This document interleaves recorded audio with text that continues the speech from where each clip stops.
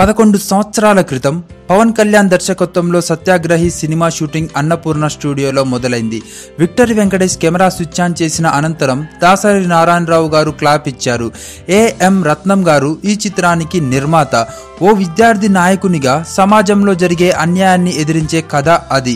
అంతా బాగానే ఉంది, కానీ పవన్ కళ్యాణ్ కలలకు రూపంగా మొదలైన సత్యాగ్రహి ప్రారంభోత్సవానికి మాత్రమే పరిమితమైంది. కారణాలు తెలియవు, కానీ షూటింగ్ ముందుకు సాగలేదు. ఆ తర్వాత పవన్ కళ్యాణ్ హీరోగా సినిమాలు చేసుకుంటూ వస్తున్నారు, కానీ సత్యాగ్రహి ఊసే ఎత్తలేదు. పవన్ కళ్యాణ్ రాజకీయాల్లోకి అడుగు పెట్టిన తరుణంలో సత్యాగ్రహి సినిమాని మళ్ళీ ప్రారంభిస్తే బాగుంటుంది అని అభిమానులు కోరుకుంటున్నారు. ఈ చిత్రానికి క్యాప్షన్ సత్యమే నా ఆయుధం అని అనుకున్నారు అప్పట్లో. ఈ క్యాప్షన్ పవన్ కళ్యాణ్ నిజ జీవితానికి సరిగ్గా సరిపోతుంది అన్న అభిప్రాయం అభిమానుల్లో అయితే ఉంది.